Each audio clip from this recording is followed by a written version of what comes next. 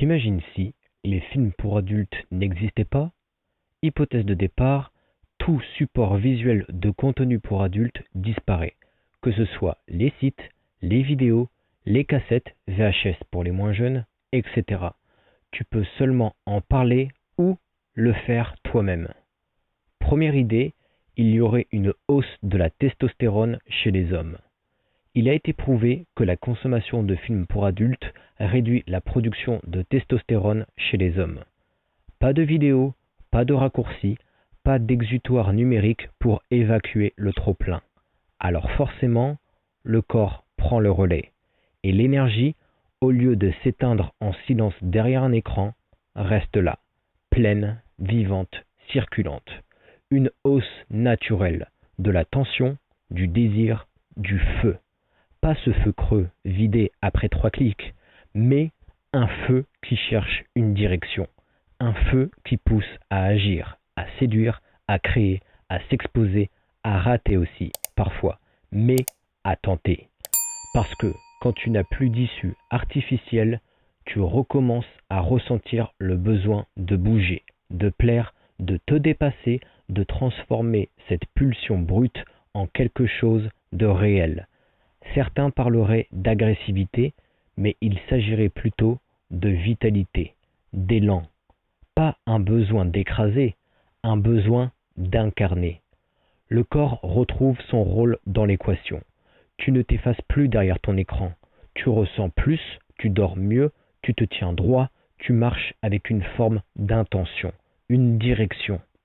Le S n'est plus un bouton off que tu presses seul dans ta chambre. C'est une attente, une quête, une tension créatrice. Et cette tension, elle fait pousser les hommes, littéralement, pas juste en muscles ou en poils, mais en présence, en force tranquille, en lucidité, en puissance contenue. Sans fuite numérique, la testostérone ne s'éparpille plus, elle s'ancre, et les hommes se relèvent. Avec une hausse de testostérone, les hommes reprennent leur place d'hommes au sein de la société, et les femmes, ayant un effet miroir avec l'énergie masculine, reprendront leur place de femmes au sein de la société, douce et féminine. Petite anecdote perso, j'en ai marre de voir des femmes faire semblant de s'énerver comme des hommes. C'est extrêmement repoussant. Si les hommes et les femmes occupent de nouveau la place qui leur est due, on peut naturellement s'attendre à ce que la société aille de nouveau très bien, avec de nombreuses décisions politiques qui seront prises pour le bien de l'ensemble de sa population. Deuxième idée, la première rencontre charnelle redevient un vrai saut dans l'inconnu. Pas de référence, pas d'image mentale, pas d'attente de performance. Tu découvres comme on découvre un langage. Tu ne sais pas à quoi t'attendre. T'as pas d'image en tête, pas de scène copiée. Tu ne te demandes pas si tu fais bien. Tu fais comme tu peux, comme tu veux, comme vous voulez. Parce que t'as rien vu avant. T'as rien appris sur un site, dans une vidéo, dans un classement de catégories bizarres. C'est pas fluide, c'est maladroit. C'est pas propre ni chorégraphié. Parfois, tu te cognes, tu t'arrêtes, tu rigoles, tu cherches, tu demandes. Et tout est neuf. Pas dans un sens pureté morale, neuf dans le sens inconnu. Et donc, fragile, fort, intime. C'est la première fois que ta peau touche une autre peau sans but précis. Pas pour plaire à une caméra, pas pour reproduire un fantasme inculqué, juste pour sentir, partager, explorer. Et tu ne compares pas, parce qu'il n'y a rien à comparer. Pas de standard, pas de normalité, pas de performance attendue. Tu ne te dis pas, j'ai tenu combien de temps? Est-ce que c'était bien? Est-ce que c'était comme dans les films? Parce que il n'y a pas de film. Il n'y a que vous. Deux corps, deux respirations, deux cerveaux paumés qui essaient d'écouter l'autre sans savoir comment. Et oui, tu paniques peut-être un peu. Mais c'est sain, cette panique-là. C'est pas de l'échec, c'est de l'inexpérience partagée. Et cette inexpérience devient votre terrain de jeu. Au lieu de dire « Ah, j'ai déjà vu ça », Tu dis, je sais pas ce que je fais, mais j'ai envie d'apprendre avec toi. Et ça, c'est infiniment plus vrai, plus humain. Parce que quand on n'a rien vu avant, chaque chose devient un miracle. Chaque soupir est une nouveauté. Chaque geste est une création, pas une imitation.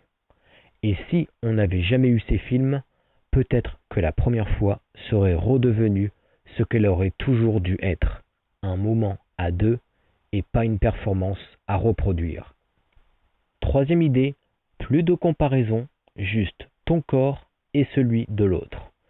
Tu ne te demandes pas s'il faut tenir 30 minutes. Tu ne te demandes pas si ton corps est trop comme ci ou pas assez comme ça. Tu ressens pour de vrai. Tu n'as jamais vu d'autre corps nu que le tien. Pas retouché, pas recadré, pas éclairé, pas scénarisé. Ton corps, c'est pas un problème, c'est juste le tien. Et celui de l'autre, tu le découvres comme on découvre une planète inconnue. Pas avec exigence, avec curiosité. Pas de standards mentaux superposés. Tu ne te dis pas sa poitrine est comme celle de telle actrice, mon ventre est trop mou, est-ce que je suis suffisant? Est-ce que ça se fait? Non, tu ne compares pas parce que t'as aucun modèle prémâché en tête. Tu regardes l'autre pour ce qu'elle est, pas pour ce qu'elle devrait être. Tu regardes avec envie, avec attention, pas avec jugement. Ton ventre bouge quand tu respires, tes cuisses se frottent, t'as des marques, des taches, des formes qui ne ressemblent à rien de connu. Et pourtant, tu ne te sens pas à corriger, tu te sens présent. Et c'est l'autre qui t'apprend à aimer ton corps. Pas une vidéo, pas un filtre, pas une comparaison toxique. Et si l'autre rougit, hésite, tremble, tu ne te dis pas que c'est pas sexy, tu te dis c'est réel, c'est pas un fantasme, c'est une personne. T'as pas besoin de performer, pas besoin d'imiter une scène, pas besoin de prendre une position insta-friendly. Tu cherches pas la bonne lumière, juste le bon moment, le bon frisson, la bonne connexion. C'est pas propre, c'est pas symétrique, c'est pas digne d'un générique de fin, mais c'est vivant, et c'est vous. Et tu réalises un truc essentiel. Ton corps n'a pas besoin de plaire à un regard collectif, il doit juste vivre un moment sincère avec un autre corps. Tu ne veux plus être comme dans un film, tu veux juste être là, et que l'autre soit là aussi. Et peut-être que, sans ces comparaisons permanentes, on finirait tous par faire un peu plus la paix avec nous-mêmes, et avec les corps qu'on aime, même les nôtres. Quatrième idée, le fantasme se reconstruit avec l'autre, pas contre lui. Tu n'imites plus ce que tu as vu, tu inventes ce que tu veux vivre, avec ses limites, ses envies, les tiennes. Quand les films pour adultes n'existent pas, le fantasme ne te précède pas. Il ne vient pas s'imposer à l'autre comme un script à suivre, il naît à deux. Tu n'arrives pas avec une liste mentale de gestes à reproduire. Tu n'es pas déçu que l'autre ne fasse pas comme dans la vidéo, parce qu'il n'y a pas eu de vidéo. Juste toi, juste l'autre, et une curiosité à construire ensemble. Le fantasme devient un terrain vierge, pas une attente, une exploration. Tu touches, tu demandes, tu ris, tu t'avances, tu recules, et chaque geste devient une invention, pas une imitation. Tu n'imposes pas, tu proposes. Tu ne consommes pas, tu découvres. Et surtout, tu n'as pas appris que le plaisir de l'autre est une performance. Tu n'as pas appris que le tien est une conquête. Tu as juste compris que le fantasme est une langue qui se parle à deux. Pas un film muet que l'autre est censé rejouer. Peut-être que ça va être maladroit. Tant mieux. Ça veut dire que c'est vraiment la première fois que ça arrive et que ça vous appartient. Peut-être que vous allez inventer une façon de vous toucher qui n'existe nulle part ailleurs. Peut-être que vous allez rire en le faisant. Peut-être que vous allez rougir. Mais c'est le vôtre. Et ce qui change tout, c'est que le désir ne vient plus de ce que tu as vu, mais de ce que vous êtes en train de créer. Tu n'es pas en train de comparer, tu es en train de construire. Et quand l'autre se livre, tu ne penses pas à ce que ça aurait pu être si, tu penses à ce que ça devient maintenant avec vous deux. Le fantasme ne devient plus une attente à satisfaire, il devient un lien, une danse, un langage secret à deux. Cinquième idée, moins de performance, plus de maladresse. Et si la maladresse n'était pas un défaut, mais une preuve qu'on est là, ensemble, en train d'apprendre. Quand il n'y a pas de film pour adultes, il n'y a plus de public imaginaire dans ta tête. Tu ne penses pas à bien faire, tu essaies juste d'être là. Tu n'as pas appris à séduire comme on monte un numéro de cirque. Tu n'as pas intégré qu'il faut durer X minutes, faire tel enchaînement, respirer de telle manière, avoir l'air sûr de soi alors qu'à l'intérieur tout tremble. La maladresse n'est plus un échec, c'est juste toi, dans ton corps, dans le sien, en train de découvrir. Tu ne chronomètres pas, tu n'as pas de score, tu ne penses pas à ce que ça donnerait vu de l'extérieur, parce qu'il n'y a pas d'extérieur. Tu n'as pas été entraîné à faire comme dans les vidéos, parce qu'il n'y en a pas. Alors, tu ne fais pas semblant, tu ne surjoues pas, tu ressens. Et si tu trembles en retirant un bouton, si tu fais tomber ton t-shirt à moitié, si tu dis un mot bizarre au mauvais moment, alors quoi? Tu rougis, tu ris, l'autre aussi. Et c'est ça le lien. Moins de performance, ça veut dire plus d'espace pour exister, tel que tu es, avec ton rythme, ton souffle, tes hésitations. Il ne s'agit plus d'être bon, il s'agit d'être vrai. Et peut-être que ce soir-là, ce n'est pas l'orgasme qui reste, c'est le souvenir d'un regard, d'un fou rire, d'un « attends, j'y arrive pas », chuchoté dans le noir. Parce que c'était vivant, pas parfait, mais présent. Et ça, aucun film ne peut le remplacer. Sixième idée, l'imaginaire érotique ne t'est plus dicté. T'as pas besoin d'un algorithme pour te dire ce qui t'excite. C'est toi, ton esprit, ton histoire. Pendant des années, tu n'as même pas eu besoin de chercher ce qui t'excitait. On te l'a montré, sous toutes les formes, tous les angles, toutes les catégories. Tu n'avais qu'à choisir ton fantasme dans un menu déroulant. On t'a dit ce qui était normal, ce qui était désirable, ce qui était extrême, ce qui était dégoûtant mais tentant. Et à force de tout voir, tout est devenu commun, prévisible, presque mécanique. Mais imagine un monde où ces images n'existent pas, où personne ne t'a dit « voilà ce que tu dois aimer ».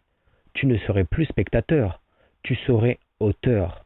L'excitation ne viendrait plus d'un souvenir d'écran, mais d'un frisson réel, d'un détail, d'un silence qui dure une seconde de trop, d'un sourire qui ne veut pas dire son nom. Tu ne chercherais plus à reproduire ce que tu as vu, parce que tu n'aurais rien vu. Alors, il faudrait ressentir, inventer, explorer, pas copier. Ton imaginaire, au lieu d'être calqué, serait personnel, instable, changeant. Tu ne serais plus obsédé par ce qui fonctionne. Tu te demanderais juste qu'est-ce que j'ai envie d'éprouver avec cette personne? Peut-être que ce serait moins efficace, moins performant, mais aussi plus sincère, plus fragile et donc plus beau. Parce que sans modèle imposé, tu ne fantasmerais pas contre l'autre, mais avec elle, dans une vraie rencontre où tout est à construire et où rien n'est garanti. Septième idée, l'industrie du X n'a jamais existé, les rapports de pouvoir sont différents. Pas d'image figée de la domination, pas de script standardisé de la soumission. Et si tout avait été autrement? Si aucun producteur n'avait jamais eu l'idée de mettre une caméra dans une chambre, une lumière sur un corps, un prix sur un fantasme? Pas de studio, pas de casting douteux, pas de jeunes filles lancées dans des scènes qu'elles n'avaient jamais imaginées, pas d'archives qui resteront éternellement en ligne, même quand elles voudront tourner la page. Dans ce monde-là, le désir n'est pas une marchandise. Le corps n'est pas un produit, et la vie charnelle ne passe pas par un filtre, une mise en scène, une transaction. Les rôles ne sont pas prédéfinis. Il n'y a pas une personne qui prend, une autre qui offre. Pas de script où l'homme domine et la femme simule. Les rapports de pouvoir changent parce qu'ils ne s'inspirent pas d'un fantasme industrialisé. La séduction n'est pas un rapport de force, c'est un dialogue. Le plaisir n'est pas une performance, c'est un partage. Peut-être que certaines personnes auraient encore des fantasmes de domination, mais ils ne viendraient pas d'un catalogue. Ils ne seraient pas répétés, copiés, amplifiés. Ils ne seraient pas normalisés. Ils seraient à redéfinir à deux, sans modèle, sans pression. Et surtout, il n'y aurait pas des millions de jeunes qui grandiraient avec l'idée qu'une relation, c'est ce qu'ils ont vu à l'écran. Pas d'influence sournoise, pas de c'est comme ça que ça se passe, pas de silence gêné quand un partenaire reproduit une scène qui n'avait rien de vrai. Juste deux corps, deux esprits et une égalité retrouvée, parce que rien n'a été dicté. Peut-être que le pouvoir dans ce monde-là ne s'impose pas. Il se négocie, il se demande, il s'écoute. Et ça change tout. 8e idée, moins de dépendance, moins de solitude compensée. Pas de shoot dopaminergique accessible en 10 secondes. Tu dois gérer ton vide, l'apprivoiser ou le remplir autrement. Si les films pour adultes n'avaient jamais existé, pas de plan B automatique quand le manque se fait sentir. Pas de réponse facile à l'envie. Pas de solution immédiate à la solitude. Dans ce monde-là, tu n'apprends pas à calmer ta frustration en un clic. Tu ne conditionnes pas ton cerveau à associer désir et écran, à confondre excitation et réflexe pavlovien. Le corps n'est plus un distributeur de dopamine et le S plus un bouton pause sur le vide. Tu fais quoi alors quand t'es seul, quand t'as besoin d'affection, quand ton corps réclame quelque chose que tu n'as pas encore trouvé? Tu fais face, pas par choix au début, mais parce que tu n'as pas d'échappatoire automatique. Et peut-être que dans ce manque, il y a quelque chose de sain, quelque chose qui te pousse vers les autres, qui te pousse à construire, à créer du lien, à chercher l'échange plutôt que la consommation. Tu te rends compte que tu n'es pas en manque de S, tu es en manque de connexion, de regard sincère, de chaleur humaine. Mais les films pour adultes, eux, t'ont appris à confondre les deux, à faire passer un orgasme mécanique pour une réponse à ton isolement. Dans un monde sans ça, tu peux encore être seul, mais tu ne te caches plus derrière un écran. Tu apprends à poser des mots sur ce que tu ressens, pas à le dissoudre dans des vidéos. Moins d'échappatoire, donc peut-être plus de vérité. Moins de dépendance, donc peut-être plus de rencontres vraies. 9e idée, l'éducation de la vie charnelle ne passe plus par des vidéos biaisées. Tu ne découvres pas le S par une scène surjouée, mais peut-être par un dialogue ou une première caresse. Pas de raccourci, pas de tutoriel visuel déguisé en scène excitante, pas de première fois apprise sur un site dont l'objectif n'a jamais été de t'éduquer. Dans un monde sans film pour adultes, l'éducation de la vie charnelle passe ailleurs, par la parole, par l'écoute, par l'échange entre êtres humains, et non par des mises en scène caricaturales. Tu ne découvres pas la vie charnelle avec des cris surjoués, des corps uniformes, des pratiques déconnectées du respect et du consentement. Tu ne te crées pas d'attentes irréalistes sur ce à quoi doit ressembler une relation charnelle. Tu ne développes pas de complexe parce que tu ne compares pas ton corps à ceux d'acteurs sélectionnés pour leur performance et leur apparence. Tu apprends que le S, ce n'est pas une chorégraphie réglée à la seconde, ce n'est pas une domination systématique, ce n'est pas une performance, une note à atteindre un scénario à cocher, c'est un langage, une découverte à deux ou plus, dans l'écoute, la maladresse, le plaisir partagé. Sans vidéo pour te conditionner, ton imaginaire se développe au contact de l'autre. Ton éducation passe par l'école peut-être, par tes amis sûrement, par des livres, des discussions, des erreurs. Et c'est moins parfait, mais c'est plus vrai. Tu ne confonds pas désir et violence. Tu ne penses pas que la norme, c'est de tenir longtemps, savoir tout faire, toujours dire oui. Tu apprends qu'on peut dire non, qu'on peut ne pas savoir, qu'on peut rire, arrêter, recommencer. Tu n'essaies pas de reproduire une vidéo. Tu essaies de construire un moment avec une personne réelle, pas avec un souvenir digital. Alors oui, c'est plus flou, mais c'est plus libre. 10e idée, certains fantasmes extrêmes ne deviennent jamais la norme. Si personne ne les a vus, personne ne les attend.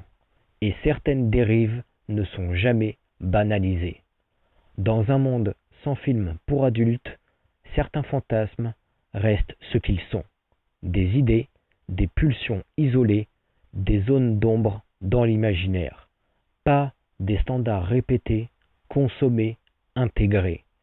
Parce que sans ces vidéos qui les mettent en scène encore et encore, ces scénarios extrêmes ne deviennent jamais des références. Ils ne sont pas mis en lumière. Ils ne sont pas validés par des millions de vues. Ils ne sont pas répétés au point d'avoir l'air normaux. Dans ce monde-là, certaines pratiques violentes, humiliantes, déshumanisantes ne deviennent pas des modèles de vie charnelle. Tu ne les découvres pas à 12 ans. Tu ne les associes pas au désir avant même d'avoir compris ce qu'est le respect. Tu n'apprends pas à confondre domination et attirance, soumission et amour, silence et consentement. Tu n'as pas l'impression que tout le monde aime ça, que si tu ne veux pas, c'est que tu es coincé. Certains fantasmes, dans ce monde, ne quittent jamais la sphère privée. Ils ne sont pas gravés dans la mémoire collective. Ils ne sont pas imposés par l'algorithme. Ils ne deviennent pas des défis à relever, des objectifs à atteindre. Et ça change tout.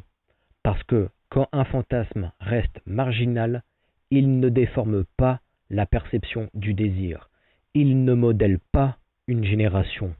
Il ne pousse pas des millions de jeunes à croire que la brutalité est séduisante, ou que la douleur est séduisante, ou que l'humiliation, c'est de l'amour. Alors oui, ces fantasmes existent toujours, ils continuent de vivre dans l'intimité de certaines pensées, mais ils ne sont pas normés, pas validés par des clics, pas transformés en produits. Et le S, dans ce monde-là, reste un dialogue, pas une répétition d'images héritée d'un catalogue. 11e idée, ton regard sur l'autre n'est pas conditionné à ce que tu as vu. Tu ne regardes pas un corps comme un objet, mais comme une histoire, un mystère.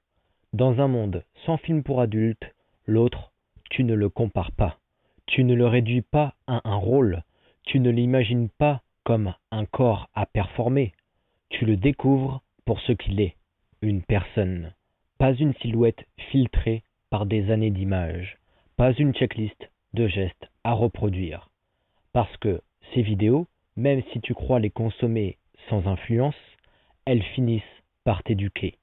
Subtilement, insidieusement, tu finis par penser que tu sais comment ça doit se passer, à quoi le désir ressemble, quel bruit il fait, quel regard il faut avoir, quels mots dire, quelle posture prendre. Et alors, quand tu te retrouves face à quelqu'un, pour de vrai, tu ne regardes plus, tu compares, tu évalues. Dans un monde sans ces références imposées, cette pression s'efface. Tu n'attends rien de précis. Tu n'as pas d'image à vérifier, pas de scénario à suivre. Tu apprends avec l'autre, pas contre lui, pas malgré lui, pas en l'oubliant. Son corps n'est pas là pour valider une image que tu as déjà vue 1000 fois. Il est là pour t'étonner, te troubler, te désarçonner. Tu n'es pas déçu qu'elle ne ressemble pas aux vidéos, parce que tu n'as pas passé des années à confondre l'érotisme avec un décor éclairé à la lumière froide où tout est calibré, maîtrisé, millimétré.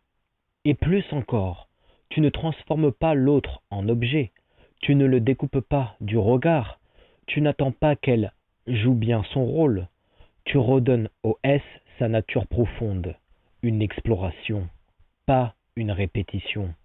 Et ton regard, dans ce monde-là, il devient sincère, curieux et vivant. 12e idée, les jeunes découvrent le S avec des humains, pas des écrans.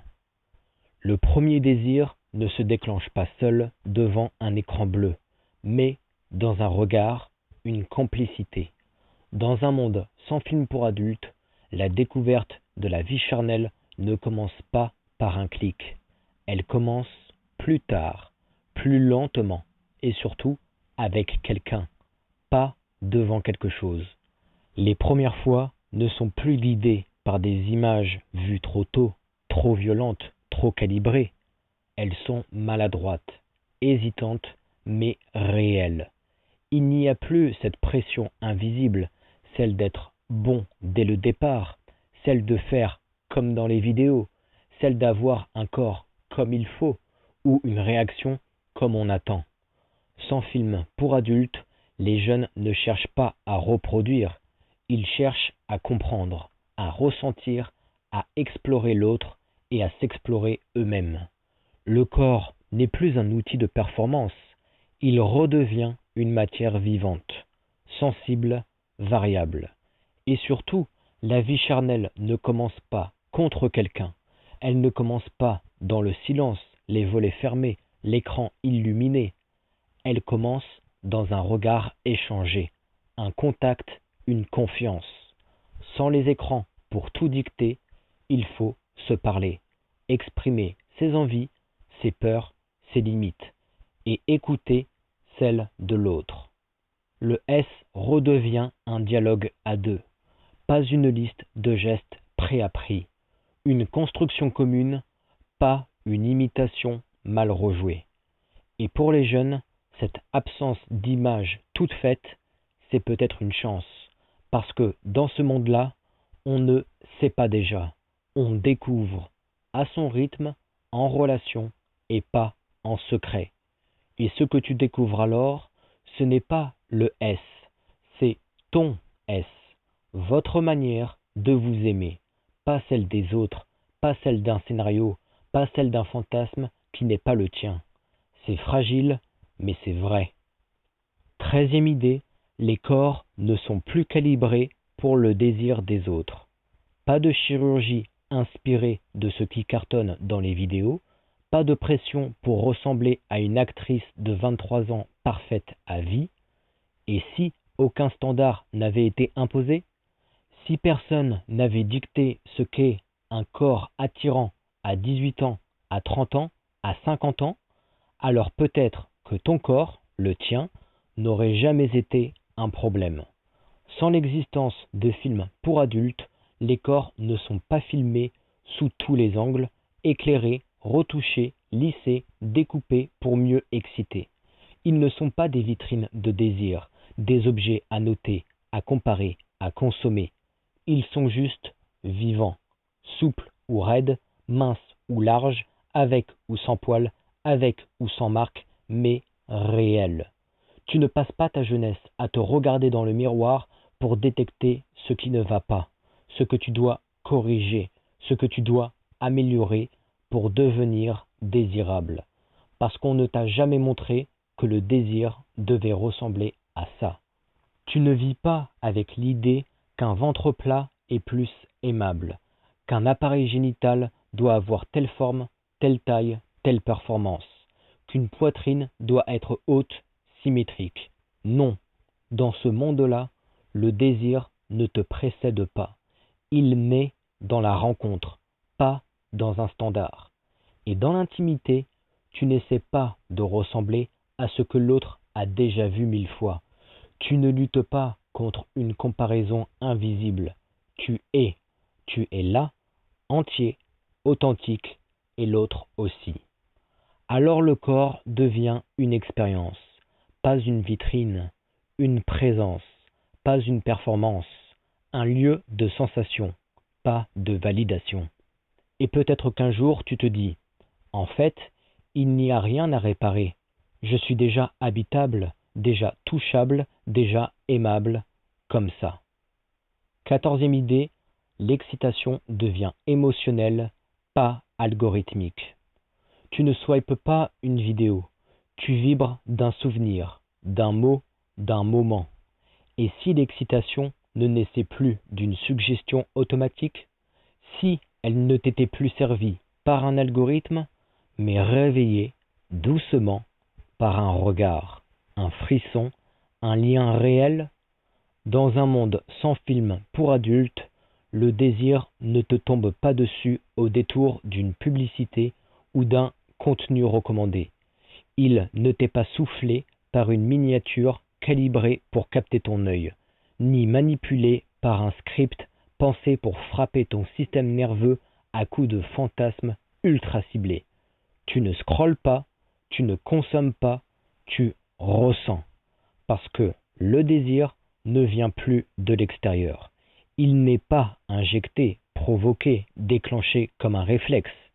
Il part de toi, de ce que tu ressens, pas de ce qu'on t'a appris à désirer. Alors l'excitation devient subtile. Elle ne te submerge pas, elle s'infiltre. Elle prend son temps. Elle commence parfois bien avant le premier contact, dans une conversation, un silence, un frisson mental. Le désir ne se réduit plus à des corps nus enchaînant des gestes parfaits. Il se loge dans les maladresses, dans l'intimité naissante, dans le trouble. Il se nourrit de la personne, pas de son image. Tu ne te demandes pas si ça ressemble à ce que tu as vu. Tu découvres. Tu n'es pas dans la comparaison. Tu es dans la connexion. Et alors, le S devient moins spectaculaire, mais peut-être plus puissant. Moins évident, mais plus vrai. Parce qu'il n'est plus déclenché comme une pub, mais construit comme une histoire à deux. Et ça change tout. Ce n'est plus ton écran qui décide quand tu as envie. C'est ton cœur, ton corps et l'autre. 15e idée, le S redevient une langue qu'on apprend à deux. Pas de copier-coller, pas de checklist, juste deux corps qui cherchent à se comprendre. Imagine un monde où aucun scénario ne t'a appris comment faire l'amour. Pas de tutoriel visuel, pas de scène à imiter, pas de ça doit ressembler à ça. Juste toi, l'autre et l'inconnu. Dans un monde sans film pour adultes, le S n'est plus une performance pré-réglée. Ce n'est plus une scène qu'on rejoue à deux, où chacun tient un rôle qu'il croit devoir bien jouer. C'est une langue étrangère, une langue qu'on n'a pas apprise à l'école, pas apprise en ligne, une langue qu'on découvre en l'inventant ensemble.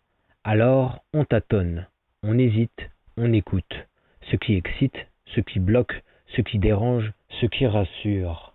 On ne reproduit pas, on découvre. Chaque geste devient une question, chaque soupir une réponse. Le corps de l'autre n'est pas un terrain connu à explorer avec des techniques toutes faites, c'est un territoire vierge de référence, un monde sans mode d'emploi. Tu n'as pas vu comment ça devrait se passer. Tu ne cherches pas à coller à une idée. Tu cherches à comprendre, à sentir, à t'accorder. Le S devient un dialogue, pas un script. Et comme toute langue partagée, plus tu l'apprends avec l'autre, plus elle devient fluide, plus elle vous est propre. Une grammaire intime, une poésie à deux. Il n'y a pas de faute à éviter, pas de niveau à atteindre, juste des essais, des rires, des regards, des erreurs parfois, mais surtout une authenticité qu'aucune vidéo ne pourrait offrir. Et si c'était ça, faire l'amour, Ne pas parler une langue apprise, mais en créer une ensemble. 16e idée, tu ne te compares plus à des acteurs, mais à des instants réels. Tu ne penses plus est-ce que je suis assez bien? Tu penses est-ce qu'on est bien ensemble? Tu ne regardes plus ton corps en te demandant s'il est à la hauteur.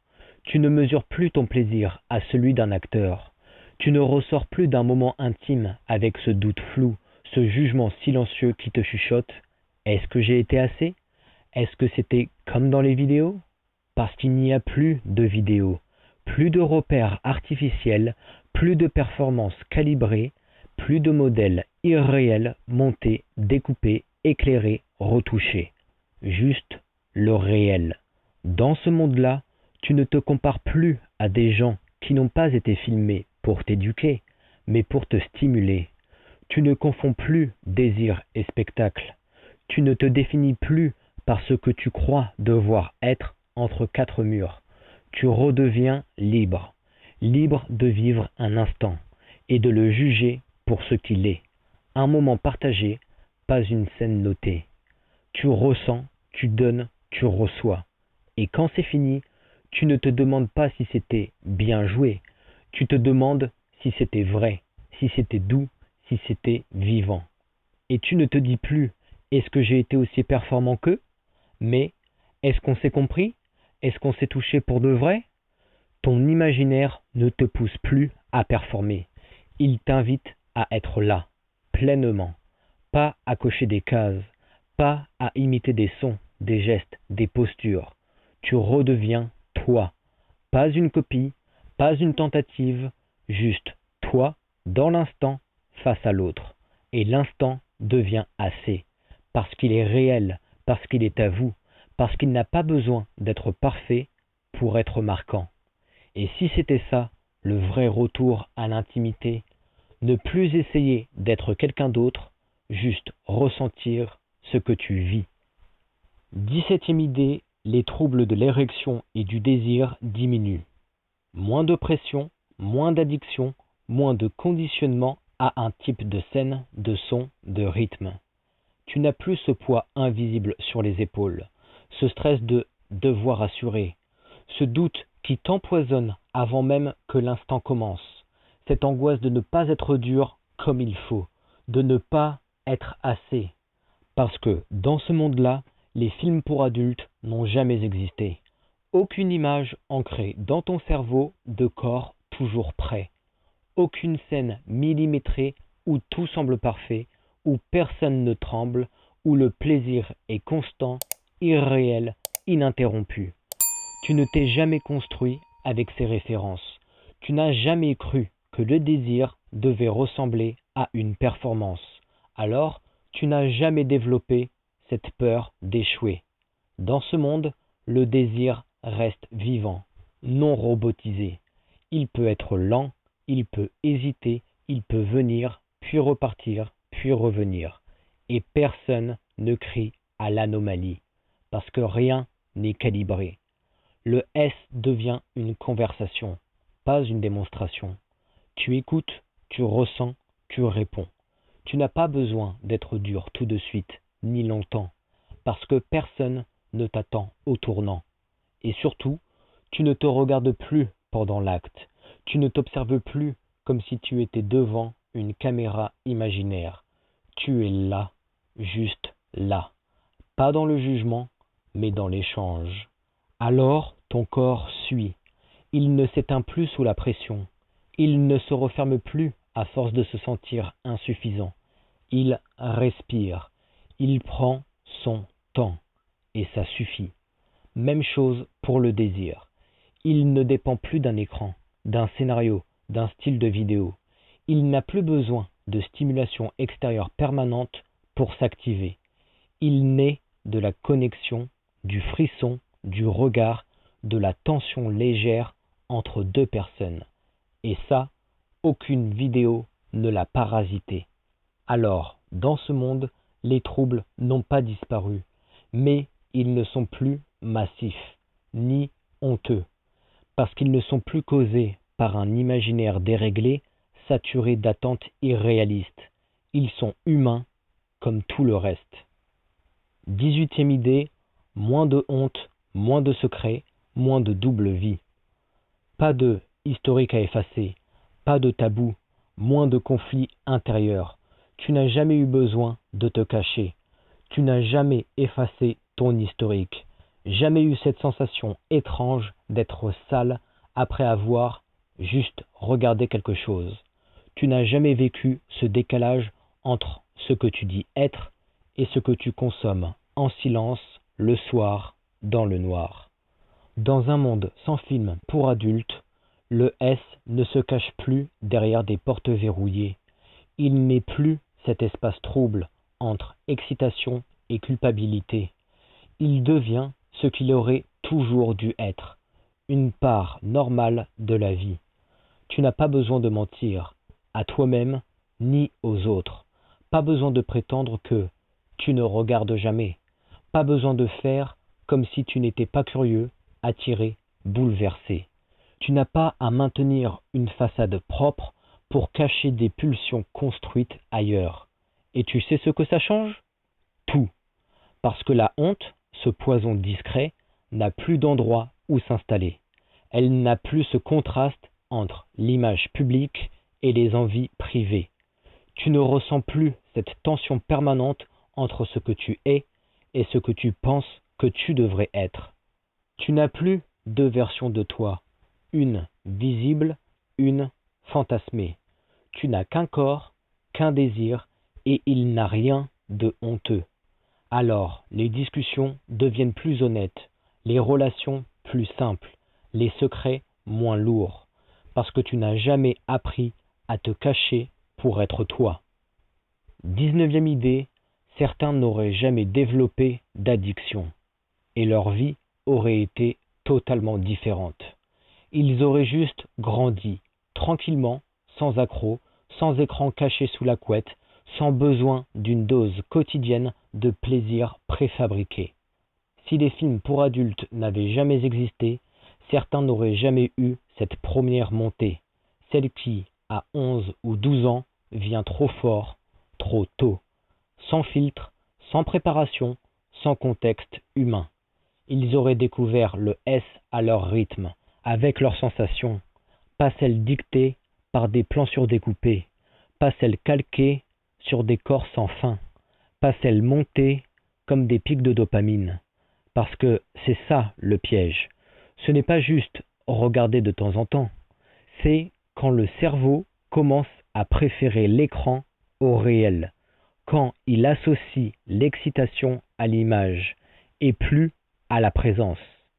Certains auraient grandi sans se demander pourquoi ils ont besoin de cliquer chaque soir, pourquoi ça calme l'anxiété, pourquoi ça anesthésie la solitude, pourquoi ça devient un refuge, puis une routine, puis un besoin. Et le pire, c'est que personne ne l'aurait remarqué, parce que c'est une addiction discrète, socialement tolérée, même parfois banalisée, moquée ou niée.